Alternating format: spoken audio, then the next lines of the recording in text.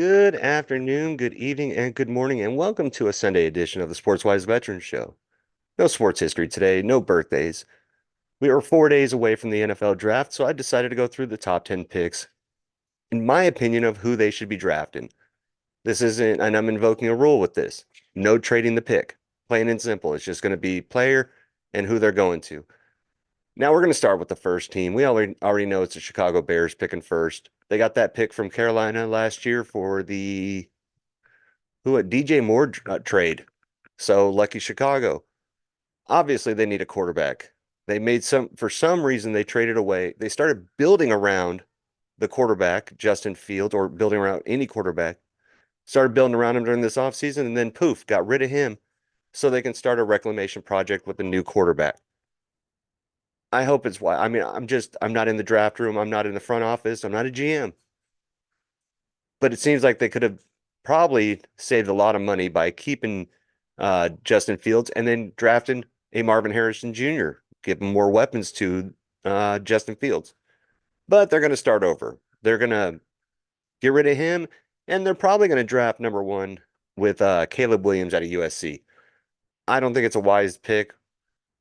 When you put Caleb Williams in the pressure packed position, he has not performed well. His interceptions last year went up. Team did not do as great as they did the year before, which was still they were a top 10 team, but they weren't relevant in the drafting, or excuse me, in the rankings. I think, again, this is just my humble opinion, that they should draft Drake May out of UNC. He's a bigger quarterback and should be able to withstand the cold and playing conditions in Chicago better than Caleb Williams can. He's 3 inches taller than Caleb Williams and 20 pounds heavier. I think he has a strong arm and more accurate than Caleb. Next up is Washington, the Commanders. If Chicago doesn't go after Drake May, then he's definitely going to be a commander, or vice versa. It could be Caleb Williams as a commander, but those two are going to go 1 and 2. Regardless, Sam Howell did pretty good last year, but he's definitely not the future of this team. Washington is definitely a dumpster fire and will need more than a quarterback and the remaining picks in this draft to be even relevant in the upcoming season.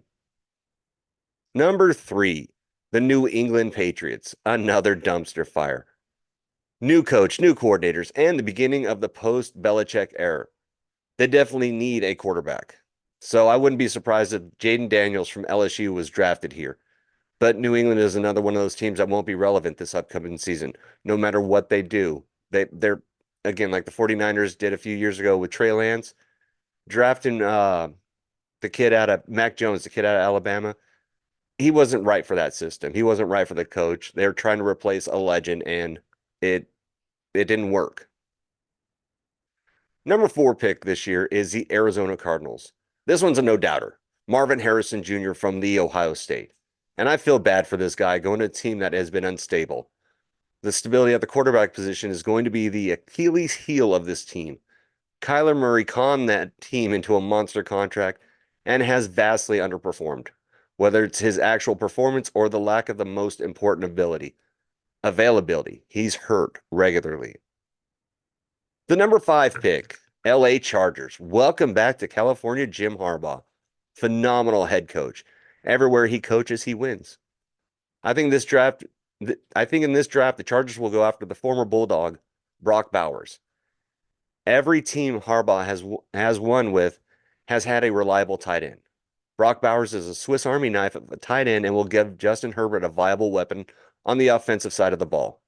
The Chargers defense is already stacked, so I can see them being a little more relevant in the AFC West. I don't think they're going to make the playoffs, or if they do, they've got to go through Kansas City. So I think actually might make the wild card.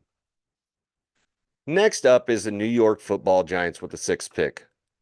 They're still dealing with the buyer's remorse from the 2019 draft pick of Daniel Jones.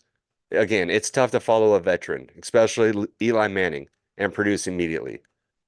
I'm guessing they're going to go with the best available quarterback or pick up Malik Nabers, a wide receiver from LSU, to give him another weapon for Jones. I'm going to predict the Giants will be drafted in the top 10 next year also, because it's another one of those teams that need a lot more to happen. Number 7, Tennessee Titans. Though Derrick Henry is gone, this offense is still stacked and moving towards the future. What they need to do is protect Will Levis. Giving him a couple moments in the pocket is going to be nothing but beneficial for this offense. Therefore, I'm predicting that the offensive lineman from Notre Dame, Joe Alt, is going to Tennessee. Number 8 pick is Atlanta Falcons. Atlanta has been one of those hit or miss teams. They have a good offense and a new coach. Their defense has been was suspect last season. I'm thinking this is the spot for the first defensive player to be drafted. The defensive back from Clemson, Nate Wiggins, will join the red and black. He's tall, fast, and has an eye for the ball. He's forced fumbles last season, and 2 of his 3 interceptions were taken back for touchdowns last year. At number 9, the Chicago Bears. Well, look, here they are again. I really like to see them go with an O lineman to protect a new quarterback. Troy Fantua from Washington would be a great pick. He's a giant bull of a player, 6'4", 320 pounds, perfect to block and protect any quarterback. Chicago should poise and hope they showed poise and hope at the end of last season.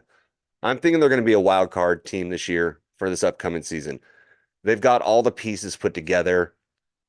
The quarterback position, as long as everything meshes well and that quarterback is protected, because they didn't protect Justin Fields the last 2 years. Once that happens, they're going to be good. And with the number 10 pick, this is it, the New York Jets. With all the hype last season with Aaron Rodgers joining the team and lasting only 4 plays, hurt their hopes and dreams for a successful season. They, like the Bears, need an O lineman to protect their aging quarterback. They also need another target for Rodgers also. My prediction is they're going after a wide receiver with this pick. Rome Odzoon from Washington will be the number 10 pick. He's a tall and bigger wide receiver with good hands and is used to playing in the elements. Granted, New York and Washington don't have the same weather, but I think he'd be comfortable there as long as Rodgers stays healthy. Well, that's it. That's my top 10 pick. This is the first time I've ever done something pick-wise for the NFL draft. This is that lottery time. Is this first pick going to pay off? Or wow, we're going to draft somebody 262, give him a cool little nickname called Mr. Irrelevant, and then let him go to the Super Bowl. You never know which one of these guys is going to be the next Tom Brady, going to be the next Joe Montana, going to be the next Brock Purdy. So their hopes and dreams are going to start on Thursday, and hopefully there's going to be some big names, and I'm hoping I get at least 3 out of the top 10. That'd be awesome for my odds of picking my first top 10 picks. This has been the Sunday edition of the SportsWise Veteran. Thank you guys for watching. Let's look forward to the draft. And remember, no matter what you're doing, someone's watching, so you're inspiring. So always do the right thing and have a great day. I'll talk to you guys later.